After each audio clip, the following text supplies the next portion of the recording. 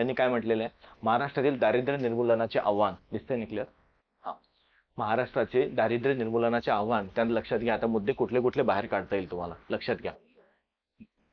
$1 trillion अर्थव्यवस्था बघा, एक दिसतंय ना क्लिअर? दिसतंय. $1 ट्रिलियन अर्थव्यवस्था निर्माण करण्यासाठीच्या आर्थिक विकासासाठी वापरण्यात येणारा पाऊल. ठीक आहे. त्यानंतर बघा दुसरा मुद्दा येतो की यांच्या बघा पंतप्रधानांच्या आर्थिक सल्लागार परिषदेने भारतातील राज्यांची सापेक्ष कामगिरी बघा, यांनी कार्यकाळ कोणता विचारलेला आहे, 1960-61 ते आतापर्यंतचा, म्हणजे 2023-24 पर्यंतच त्यांनी ते घेतलेला आहे मुद्दा, म्हणजे त्यावेळेसचा एक आराखडा राखलेला आहे सुरुवातीपासून. कारण बघा महाराष्ट्राचा मुद्दा घेतलेला आहे, त्यामुळे 1960 पासून महाराष्ट्राची स्थापना झाली, तेव्हापासून खरी अर्थव्यवस्थेला सुरुवात झाली आपल्या, मग तेव्हापासून ते आजपर्यंतचा आराखडा. त्यानंतर काय म्हटलेलं आहे, यांची महाराष्ट्राचा भारताच्या सकल राष्ट्रीय उत्पादनात सापेक्ष वाटा 15% किंचित कमी झाला आहे, म्हणजे तो 13%. लक्षात घ्या, जीडीपी मध्ये महाराष्ट्राचा जो वाटा आहे 15% वरून कमी झालेला आहे, तो आलेला आहे इथे दिलाय 13.3%. आले लक्षात? म्हणजे कुठेतरी महाराष्ट्राचा आकडेवारी कमी झालेली आहे जीडीपी मध्ये, उत्पन्नामध्ये. आले ना लक्षात? त्यांनी काय म्हटलं, 15% वरून हा 13%वरती वाटा आलेला आहे. आले एक. त्यानंतर बघा, महाराष्ट्र हा भारतातील सर्वात मोठा जीडीपी योगदान करता आहे. विधानं विचारू शकतात असे, समजलं ना? एक एक मुद्दे लक्षात घ्या. घरी गेल्यानंतर हा मुद्दा म्हटलं तर तुम्हाला ज्या ठिकाणी दारिद्र्य आलेलं आहे टॉपिक, बरोबर आहे एक, आणि त्यासोबत इकॉनॉमिक्स मध्ये दारिद्र्य हा टॉपिक, आणि त्यासोबत राष्ट्रीय उत्पन्न टॉपिक हा तिथेही पण कनेक्ट होणार आहे. सर्वात जास्त जर म्हटलं तर, जरी यांनी म्हटलेलं आहे महाराष्ट्रातील दारिद्र्य निर्मूलन, तर दारिद्र्य हा टॉपिक मध्ये तर येतोच आहे, त्यासोबत तुम्हाला राष्ट्रीय उत्पन्नामध्ये पण येतोय. मग तुम्हाला हे संकल्पना जाणून घ्यायची की जीडीपी म्हणजेच काय. आले लक्षात? एक एक घरी घ्या, मी देईल, क्लिअर करेल तुम्हाला. लक्षात घ्या. त्यामध्ये त्यासोबत काय म्हटलंय, गुजरात आणि महाराष्ट्राचे 1960 पासून दरडोई उत्पन्न हे म्हणजे सातत्याने राखलेले आहे स्थिर, म्हणजे महाराष्ट्रासोबत गुजरातमध्ये सुद्धा एक. त्यानंतर येतोय जे राष्ट्रीय सरासरीचे अनुक्रम आहेत बघा, महाराष्ट्राचं त्यांनी काय म्हटलेलं, गुजरातचं 16% आणि महाराष्ट्राचं 15% असं म्हटलं, म्हणजे महाराष्ट्राचं 15% आलेलं आहे, आणि त्यासोबतच त्यांनी गुजरातचं म्हटलंय, त्यांनी गुजरातचं येतंय ते 16%. आलं लक्षात? म्हणजे महाराष्ट्रापेक्षा गुजरातचं जास्त आहे जीडीपी मध्ये, हा एक. त्यानंतर गुजरात आणि महाराष्ट्राने वस्त्रोद्योग, रसायने आणि अभियांत्रिकी यासारख्या विविध क्षेत्रांमध्ये आधारभूत संरचना आखली. गुजरातने कुठल्या याच्यामध्ये टाकलेलं आहे त्यांनी बघा, कुठले त्यांनी घटक दिलेले आहे, वस्त्रोद्योग, रसायन आणि अभियांत्रिकी 3 क्षेत्रामध्ये त्यांनी आखलेलं आहे. समजलं? हे मुद्दे लक्षात घ्या. आणि त्यासोबतच राज्यात गुंतवणुकीसाठी परदेशी गुंतवणूक मोठ्या प्रमाणात आकर्षित, म्हणजे महाराष्ट्रामध्ये, याच्यामध्ये हे पण दाखवलं की महाराष्ट्रामध्ये परदेशी म्हणजे FDI वाढलेला आहे. ठीक आहे. एक पुढचं आर्टिकल आहेच ते. नंतर पुढे येतं की नीती आयोगाने, आणि मग हे बघा, नीती आयोगाने 2024चा शाश्वत विकास SDG निर्देशांक सादर केलेला आहे. आले 2024चे जे रिपोर्ट आलेली आहे बघा, नीती आयोगानुसार यांनी काय केलेलं आहे, SDG सस्टेनेबल डेव्हलपमेंट गोल, बरोबर आहे, ते शाश्वत विकासामध्ये आलेलं आहे, आणि त्याच मध्ये येते त्यांनी केलेले आहे रिपोर्ट 2024 मध्ये, जुलै 2024 या ठिकाणी त्यांनी ते रिपोर्ट आले, आणि त्या रिपोर्टचा हा अहवाल, म्हणजे त्या रिपोर्टचा हा निष्कर्ष काढण्यात आलेला आहे की त्यामध्ये कसं पद्धतीने देण्यात आलेलं आहे त्यांनी. नंतर येतोय पुढे आपण, आणि त्यांचं हाही मुद्दा दिलेला त्यांनी, त्या SDG गोल मधला 7वा क्रमांक दिलेला आहे, म्हणजे हे जे गोल दिला दारिद्र्याचं, हे 7व्या क्रमांक सांगेल क्लासमध्ये तुम्हाला पुढे, फक्त एक लक्षात घ्या इथे. त्यानंतर येतो शाश्वत शेती. आपण बघा आता शाश्वत शेतीकडे पण वळायला लागलं, म्हणजे सेंद्रिय शेती, हेच कारण आलं त्यामुळे. त्यासोबत पण जलयुक्त शिवार अभियान हे सुद्धा राबवलं गेलेलं होतं महाराष्ट्र शासनाने. जलयुक्त शिवार अभियान म्हणजे त्याला जलयुक्त, प्रत्येक शेताचा भाग हा पाण्याने ओला झाला पाहिजे, म्हणजे पाणी शेताच्या बांधापर्यंत पाणी पोहोचलं पाहिजे, हा त्यांचा होता. कारण कोरडवाहू जर शेती असेल शेतकरी, तर 12 महिने शेती नाही घेऊ शकत, म्हणून त्या जलयुक्त तुमचं शिवार जे आहे, शिवार म्हणजे त्याला आपण शेतीचा आजूबाजूचा परिसर म्हणतो, तो पाण्याने गजबजलेला पाहिजे, पाण्याने असा भरलेला पाहिजे, ओलावा तिथपर्यंत पोहोचायला पाहिजे. म्हणजे तुम्हाला, म्हणजेच लक्षात घ्या, दोन्ही शेतांच्या मध्ये असं पाणी जर तिथपर्यंत पोहोचलंय, नदी नाले जे काही समजा कॅनल असेल, कालवा असेल, तिथपर्यंत पाणी पोहोचण्यासाठीचा उपक्रम चाललेला आहे. म्हणून त्यांनी म्हटलेलं आहे जलयुक्त शिवार, म्हणजे त्याच्या शेतापर्यंत जर पाणी पोहोचलं, शेतकरी 12 महिने पीक घेऊ शकेल ना, हा उपक्रम आहे त्यांच्यासाठी. आणि जर शेतीचं उत्पन्न वाढलं, शेतकऱ्याचं उत्पन्न वाढलं, शेतकरी पीक घ्यायला लागला, म्हणजेच कळत न कळत का होईना इनडायरेक्टली देशाचं उत्पन्न वाढलंच नाही. देशाच्या जीडीपी मध्ये काम पडलं, तर हा आहे तो जलयुक्त. घरी गेल्यानंतर नक्की बघायचं की तुम्हाला जलयुक्त शिवार अभियान हा उपक्रम काय आहे, किंवा मी देईलच तुम्हाला, पण तरी लक्षात घ्या तुम्ही. जलयुक्त शिवार अभियान हा त्याचा मुद्दा त्यांनी मेन्शन केलेला आहे त्यामध्ये. त्याचसोबतच त्यांनी बघा पुन्हा एसडीजी 6 वेळेला केलेला आहे, 6व्या गोलला फोकस केलेला आहे हे एक. त्यासोबत पुढे दारिद्र्य निर्मूलनासाठी आता बघा महाराष्ट्र शासनाच्या यामध्ये यामध्ये काय दिलं आहे, नीती आयोगाच्या अहवालात तामिळनाडूचा उल्लेख करण्यात आलेला आहे. महाराष्ट्र शासनाच्या लक्षात घ्या यामध्ये काय म्हणलं, दारिद्र्य निर्मूलनासाठी बऱ्याच उपाययोजना चालतात.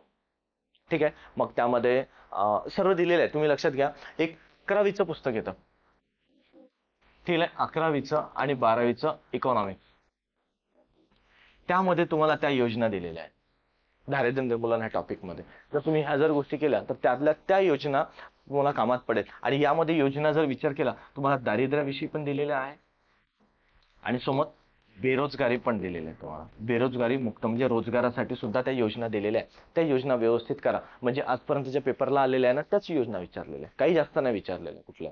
ठीक आहे, आणि योजना अशा डीप मध्ये पण नाही आलेल्या. ही योजना आणि त्याचं वर्ष, स्थापना वर्ष, सुरू करण्याचं वर्ष, योजना आणि त्याचं निकष, आणि योजना त्याचा उद्देश, एवढंच विचारलेलं आहे, खूप काही विचारलेलं नाहीये. आणि जर ती योजना जर चालू वर्षामध्ये जर चर्चेमध्ये असेल, किंवा त्याचं नाव बदललं आहे एक, किंवा त्याचं टार्गेट काही बदलण्यात आलेलं आहे, किंवा त्याच्याशी रिलेटेड काही अर्थसंकल्पामध्ये काही नवीन घोषणा करण्यात आली, तर विचारलं गेलेलं आहे एक. आणि त्यासोबत जसं आपण मनरेगा म्हणतो, आपण रोजगार हमी योजना, बरोबर आहे, महात्मा गांधी रोजगार हमी योजना, त्यामध्ये प्रत्येक राज्याचा वेगवेगळा दर असतो, त्यांना तो अधिकार आहे देण्याचा, तो दर सुद्धा विचारण्यात आलेला आहे. तुम्हाला प्रश्न आहे, त्यामुळे त्या पद्धतीने लक्षात घ्या. म्हणजे ह्या दारिद्र्य निर्मूलनाचे रिलेटेड त्यांनी काय, निर्मूलनाचं आव्हान ही योजनावरती भर पडलेला आहे तुम्हाला. म्हणजे महाराष्ट्र शासन, भारत शासन त्यावरती काय काय काम करेल हा मुद्दा येतो त्यामधला. पुन्हा लक्षात घ्या, पुढे गेल्यावर आपण भारतातील सर्व राज्यांसाठी एमपीआय चे अनुमान केलेले आहे. एमपीआय म्हणजे एमपीआय मार्जिनल प्राइस रेट, हा सुद्धा हा पूर्ण इकॉनॉमिक्सचा पार्ट दिला आहे त्यांनी. ठीक आहे, हा एक एक घ्या, मार्जिनल प्राइस रेट. त्यामुळे फक्त समजून घ्या, सांगेलच. निर्मूलनासाठी प्रश्न म्हणजे महाराष्ट्र शासनाने एमपीआय साठी म्हणजे दारिद्र्य निर्मूलनासाठी कशा पद्धतीचं पाऊल टाकलंय हे त्यामध्ये दिलेलं आहे तुम्हाला. हा एक येतो. नंतर पुढे जर म्हटलं तर युएनडीपी हे दिले आहे तुम्हाला बघा. संयुक्त राष्ट्र विकास अहवालानुसार महाराष्ट्राचं 19 साठीचं मूल्य होतं त्यावेळेस, बरोबर, 0.700 हा क्रम होता महाराष्ट्राचा एसडीआय मध्ये. लक्षात घ्या, युएनडीपी नुसार काय होतं, युएनडीपी नुसार एसडीआय त्यांनी काढलेलं आहे, ह्युमन डेव्हलपमेंट इंडेक्स आलेलं आहे सर.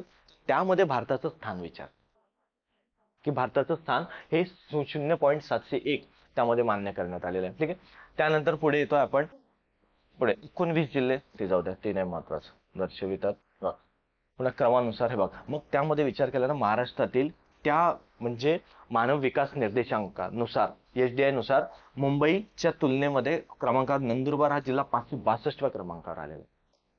म्हणजे मुंबईपेक्षा नंदुरबारमध्ये दारिद्र्य जास्त आहे हे त्यांनी सांगितलेलं आहे.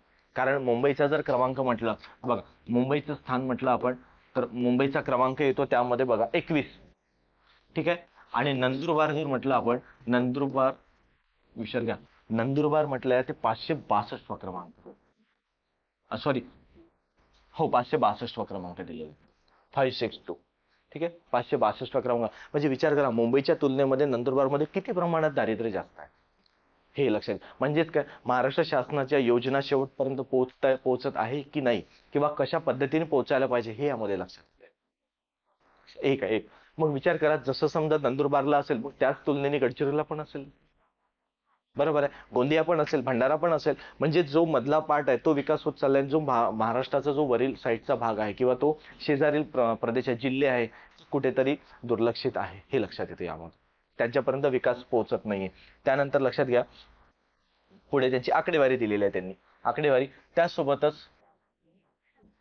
पुढे बघा काय दिलेलं त्यांनी, निर्देशांकात समाविष्ट इकॉनॉमिक्स वीकली हे काय नाही. नंतर बघा महाराष्ट्रातील सर्वात जास्त वंचित असलेले जिल्हे दिलेले आहे.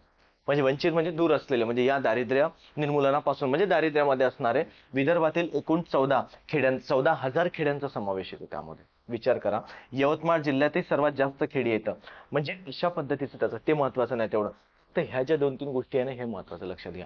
एक यूएनडीपी प्रकाशित करतो, एचडीआय मानव विकास निर्देशांक, त्यानंतर एमपीआय काय मार्जिनल प्राइस इंडेक्स, त्यानंतर येतोय आपण हा टॉपिकच लक्षात घ्या. पूर्ण दारिद्र्यावरती आल्या म्हणजे 11वी-12वीचं पुस्तक तुम्हाला करणं गरजेचं आहे. त्यामधील योजना, काही जास्त योजना कुठल्या करू नका, फक्त त्यामधल्या योजना, आणि पेपरला त्याच मधल्या विचारलेल्या आजपर्यंत.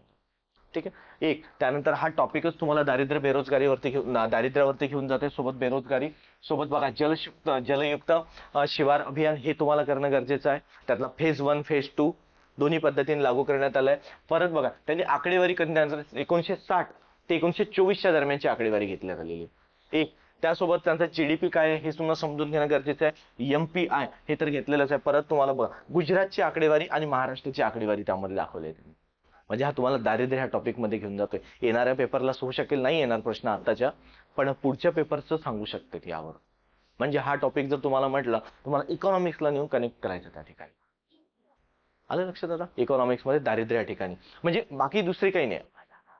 बाकी दुसरीकडे कुठली आकडेवारी काही घ्यायची गरज नाही. हे डायरेक्टली त्या नीती आयोगाच्या अहवालावरून हे आकडेवारी घेण्यात आलेली आहे. दरवर्षी नीती आयोग हा अहवाल प्रकाशित करतो, त्यामधले हे एक लक्षात.